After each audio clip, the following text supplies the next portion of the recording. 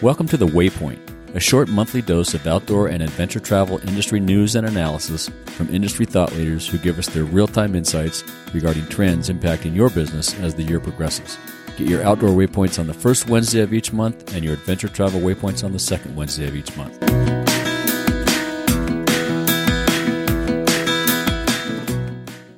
This Waypoint Outdoor episode features my conversations with Hydro Flask's Mike Wallenfels, Deanne Buck from Camber Outdoors, and Smart Wolves, and also current OIA board president, Travis Campbell. So welcome to the first Outdoor Waypoint episode, Mike. This is kind of a forecast projection episode on the industry, what you think's going on. And it's key, as it's the first one, in that as 2017 comes to a close, what are two positives from this year that you can reflect on?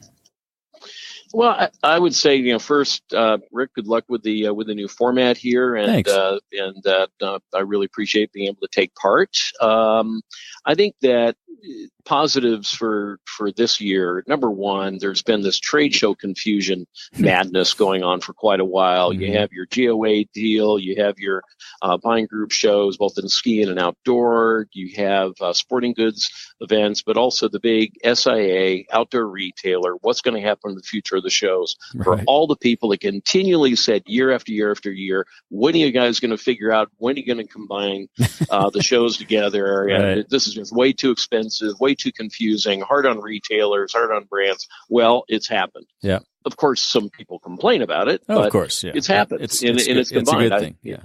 I think that's a real positive, and I remember working on that project actually when I was with OIA for a number of years, and I'm looking forward to that being something where the entire industries get to come together. Awesome. Other positive, I think that retailers are starting to catch on. As the traditional business is at its fluctuations and changes, and as climate and weather has gotten a little bit unpredictable out there, retailers are navigating themselves into things that are sort of evergreen during the years, and Hydro Flask would be an example of that, of things that finding those new trends and finding those new consumer things that maybe aren't as weather or condition specific, but also hit on that vibe of that elusive millennial consumer. And I think there are a number of retailers that are starting to figure that out, both with their online business and with their in-store business. I would agree with that. Yeah. And how about a couple things that you might have wished turned out better? Weren't so positive. Rick, it's all good. It's all positive. nothing negative at all. Yeah, we know there's a couple things out there. I would say, on the challenging side, number one thing that happened this year was Gander Mountain going down. 160 plus stores that a lot of people had a lot of invested in, a lot of people affected directly, brands that had to write off, the bankruptcy amounts, doors that were closed. And you can notice in the industry numbers, it had a significant impact all the way through. Yeah. So, it's something where consolidation like that, following the prior year, we had something like Sports Chalet go down, and the year before that, Sports Authority. It's the sequential consolidation of retail, and some people that consider to be the biggest and unbreakable, actually, hitting the skids. So that's something that impacts people just surrounding an entire event like that. Yeah, that's huge. Another challenge, I think, within the industry is, retailers as they face their headwinds.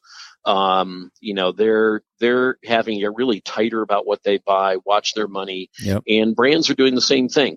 So the clear partnerships that might have been there before are not necessarily there today. So I think that everyone needs actually these days work better with one another, as opposed to try to think that they're challenging each other. Yeah, no, that's a good point. Yeah, I like that. And what are your thoughts on 18? How's that looking? 18, boy, if you talk to the big picture economists, there's so many economists that are predicting gloom and doom towards the end of 18 and into early 19 that it just can't go on with a positive general economy this well. So I think people are sort of preparing or bracing themselves for that. We've been on a long roll, yeah. Yeah, it has been. So I think in 18, I think people are setting themselves to make sure, and I know retailers are doing this, and brands like ours are doing this. They're watching inventories. They're watching, what excess product is out there in the market, trying to clean things up, getting their businesses a little bit leaner, which puts a little bit of stress on folks that are working for the companies in terms of how many employees they think they should have versus what they have. So, I think that people are during these times, they tend to just condense things a bit. And I think we're going to see some of that condensing. And hopefully it'll mean there's also not as much excess product out in the market as there might have been over the past year. Yeah, that would be a good thing. That's the past couple of years, yeah. And what are you most excited about for our first outdoor retailer show in Denver? Well, first of all, a proper sized cocktail is going to be the first item. Exactly. That's one. That's a minor part. Now, it's going to be really fun to be in a new venue, find out who your neighbors are. I've looked at the maps, and we're all sort of mixed together. Cool. It's sort of like desegregation is happening within the industry, where we have the old, snow sports show. You'd have the ski room, you'd have the snowboard room, and you'd have the outdoor section. We were anchored in some routines, some long-held routines, weren't we? Yeah, so you're going to have ski apparel, ski hard goods, snowboard, outdoor apparel, outdoor equipment. They're trying to make sure that everyone is mixing. Good. So cool. I'm looking forward to that happening. But of course, everyone's going to get a little confused where things are and how to get there. And those appointments will be funky. I think that it's going to create some interesting new energy, making a bigger show. So it'll be like more similar to ISPO is. Yeah, exciting. And that's going to be exciting. A hard part about it is that the timing is right on top of ISPO as well. So there's actually some overlap there. So some of us have to make a choice. Yeah. Between the two shows, or who's going to go to which of those two shows. So, or some people are going to both. They're only at OR a couple of days, and they're bolting over to Europe. Yeah, correct. We made a decision to consolidate and go all in on OR. Cool. And Snow Show combined, because we can't really divide and conquer, and we can't fight two show battles at the same time. Right. For setup and management. But I'm looking forward to new restaurants, new places to meet, parties, energy. Yeah. Everyone sort of gets into a rut, and it's going to be fun to shake it up a little bit. Yep. Good to shake it up. Well, I look forward to seeing you there in a few weeks. All right. See you there, Rick. Thanks, Mike. Thanks. Bye. Bye. Hey, Deanne. So welcome to the first inaugural episode of Waypoint for the outdoor industry. Drops the first Wednesday of every month. This will be the first Wednesday of the year. What is your overall analysis of 2017 for the outdoor biz? Will it go down as a good year? I think 2017 was a little bit of a turnaround year and a stabilizing year for a lot of brands and a lot of our industry. I also think we're starting to see some upward trends around experience and the outdoors. And so I feel like it's foundational, and it's also putting us on a good trajectory moving forward. When I think about 2016 and I think about some of the bankruptcies at the end of the year in retail, it felt like that was, even for my organization, we were going into 2017 not quite knowing what was going to happen. What's next? Yeah, how many more are there going to be? Yeah. Exactly. And every time that happens, it impacts all the brands. And so I think there is a little bit of a, it feels like there's a little bit of a leveling out. And I think the segment that you're going to have at the Outdoor Retailer Show, which will be past by the time this gets broadcast. No, this will launch before that. Okay. Yeah. I think that would be, I think talking about how as an industry we're existing in the time of Amazon is probably one of the key topics and things for us to consider and really think about moving forward. That's starting to pop up a lot. Yeah, exactly. Yeah. It is. One of the things I think, and this kind of goes into probably one of the best things about 2017. So do you want to ask the question? No, go for it. Yeah, go for it. Okay.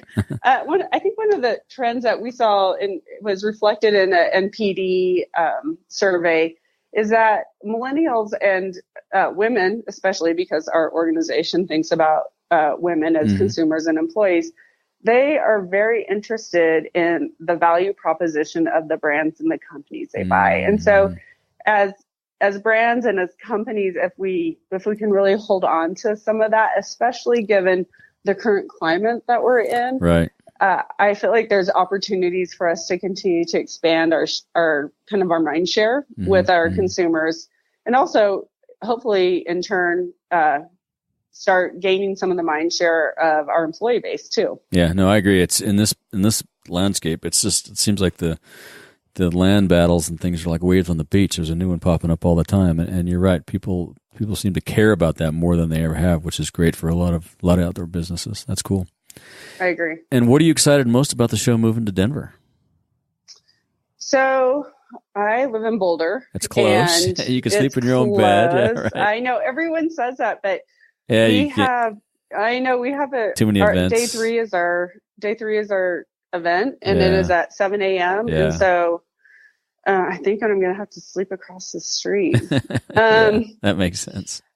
I think I'm feeling like there's a new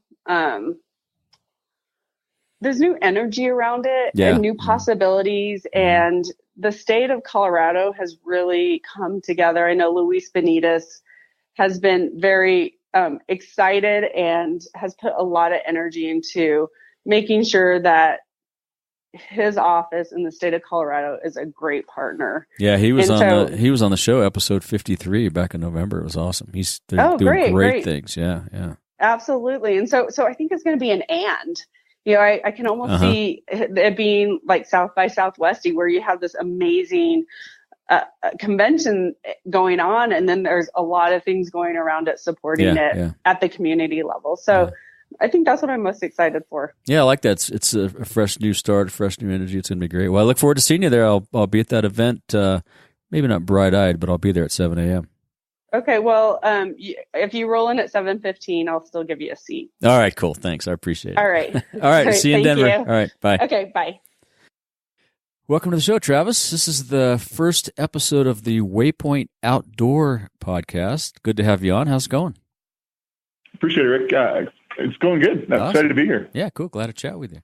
So this is more of our little snippet of outdoor industry trends and analysis. This is your first year in the chair at Smartwool, right?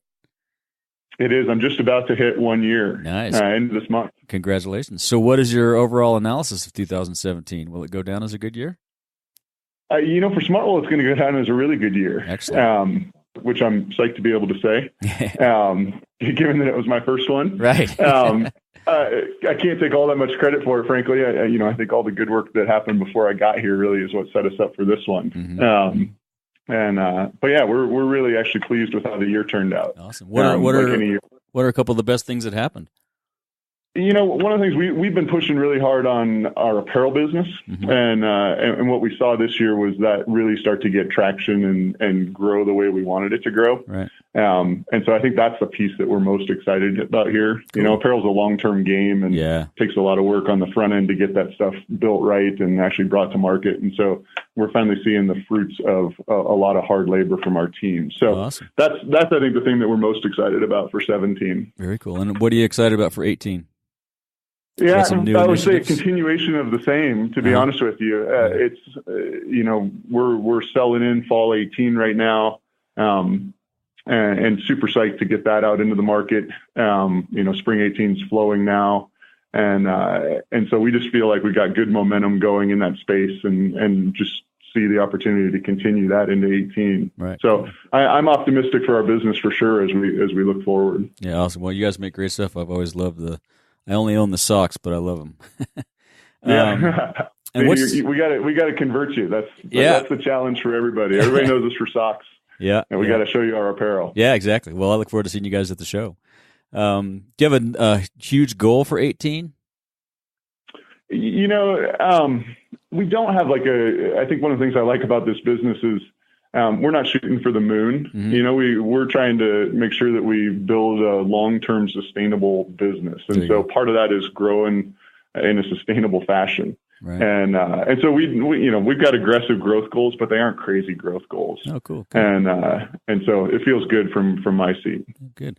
Well, you set the bar high, so you got to knock it out of the park again, right?